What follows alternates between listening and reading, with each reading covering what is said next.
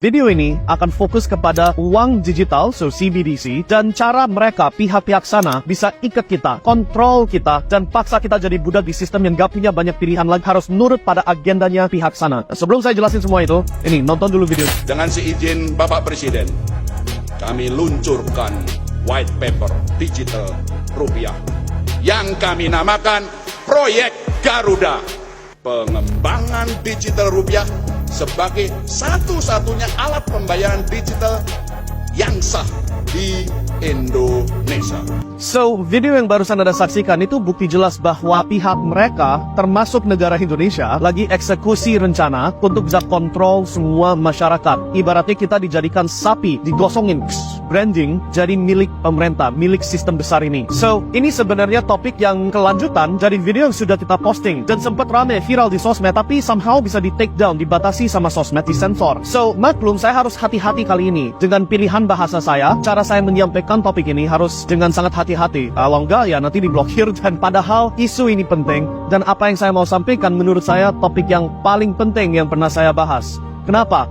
Karena kalau cuma 1-2 orang saja yang melawan rencana mereka untuk bisa ikat kita, paksa kita jadi budak, maka akan gagal. Harus sekaligus jutaan orang, semua orang di Indonesia harus sadar ini dan harus bisa siap take action, siap lawan kalau harus, supaya kita bisa hidup dengan bebas, hidup dengan banyak pilihan, bisa jadi orang yang mandiri dan punya kemerdekaan. Oke?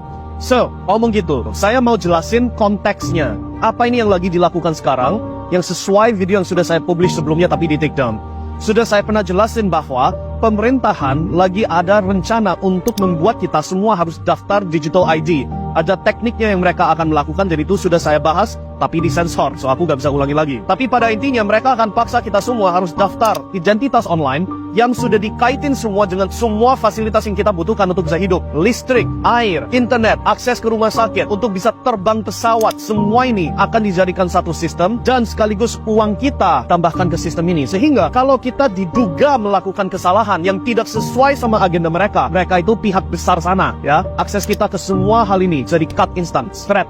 Gak ada pilihan lain lagi. Sudah gak ada sumber untuk kita bisa melawan sistem ini. Sudah gak ada, ibaratnya gak ada senjata untuk bisa stand up dan melawan. Harus nurut. Yes bos, yes pemerintah, yes pak. Okay? Kenapa kok di konstitusinya Amerika ada pasal yang bilang masyarakat ada hak untuk nyimpen senjata? Ya karena kalau militia itu bahasa Inggris, kalau pemerintah dan militer negara Amerika tidak mendukung dan tidak membela masyarakat Amerika, maka masyarakat bisa ribut pakai senjata yang mereka ada hak untuk nyimpan. Nah itu konstitusinya Amerika. Indonesia sedikit beda. Di Indonesia gak segitu gampang pegang senjata, ya kan? So, jalur kita untuk melawan, kita harus pelajari dulu. Kalau sudah tahu jalurnya mereka untuk kontrol kita adalah tiket kita dengan digital ID yang disambungin semua, apa ini solusi kita buat bisa melawan? Nah untuk ini kita harus lihat ke contoh-contoh luar sana. Yang pertama saya contohin negara Australia. Ini harusnya negara bebas loh. Negara yang punya banyak pilihan, semua masyarakat terkenal kaya, negaranya indah, bla bla bla, right? Coba putar dulu videonya. A top UK bank closed his accounts because they didn't like his political views. But Australians are now learning it could happen here too. Written in the fine print when you open an account with a Commonwealth Bank, it says customers may not use their banking services they engage in conduct that is, in our opinion, offensive, harassing or threatening to any person or promotes or encourages physical or mental harm of any person. So, video yang barusan Anda nonton, itu bukti jelas apa yang terjadi kalau masyarakat gak ada pilihan lagi. Pihak bank, yaitu pihak institusi privat, bisa cut akses kamu ke uang Anda. Bukan uangnya bank, uang Anda, kalau Anda diduga, bukan terbukti loh, diduga melanggar aturan atau kelihatan aneh-aneh menurut mereka, right? Kejadian ini bukan khusus ke Australia juga. Di Kanada di tahun, kalau nggak salah di 2022 atau 2021, Kanada membatasi akses masyarakat ke uangnya mereka gara-gara ada yang protes. Protes gak mau dipaksa harus suntik. Nah mereka pada protes, dan tanpa keputusan pengadilan, tanpa jalur hukum, tanpa keputusan DPRD, tiba-tiba uang protestor ini di-cut. Dan karena gak ada uang, mati protesnya, gak bisa dilanjutkan, right? So ini contoh buruk kalau kita gak melawan, kalau kita gak ada jalur untuk bisa stand up dan bilang no, kita gak mau kooperatif dengan sistem digital ID, digital dollar atau digital rupiah ini. So solusinya apa? Kalau kita lihat ada maybe 2 atau 3 solusi yang bisa kita bahas. Yang pertama, saya mau putar dulu video dari orang senator yang lagi mau jalan jadi presiden Amerika. Coba diputar. Well, if I am the president on day one, we will nix central bank digital currency. Done, dead, not happening in this country. In the state of Florida, So, contoh itu adalah jalur hukum, itu opsi 1. So, si calon presiden ini, dia sudah bilang, kalau saya sempat jadi presidennya Amerika, saya akan pastikan CBDC, atau digital currency Amerika ini yang didukungin sama central bank, gak akan bisa jadi sah. Dan jalur yang mereka sekarang ini pakai adalah, mereka sudah hukumkan di state of Florida, atau provinsi Florida lah ya, mereka sudah hukumkan bahwa mata uang yang sah harus dolar yang biasa, gak bisa dolar digital yang di backing sama central bank ini, oke? Ini beda dari Bitcoin dan kripto lainnya, ini kita ngomong central bank digital currency.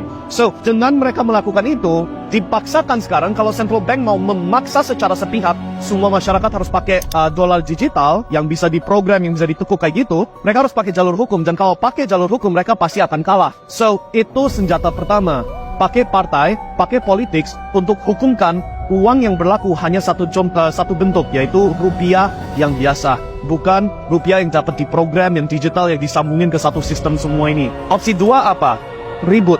Oke, so kalau kita ngomong negara Niger itu di Afrika, apa yang barusan terjadi adalah ada perubahan, ada protes, rebellion, dan pemerintahannya sempat diganti sama masyarakat. Kenapa begitu? Karena Niger adalah sumber uranium terbesar untuk Eropa, untuk bisa memberikan energi di sektor nuklir, oke? Nah, dulu negara Prancis ambil uranium dari Niger dengan harga berapa? Coba tebak, 80 sen per kilo. 80 sen per kilo.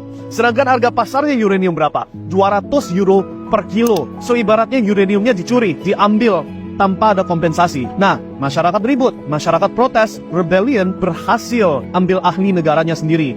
Sehingga sekarang Niger siap jual kembali uraniumnya, tetap lanjutkan, tapi dengan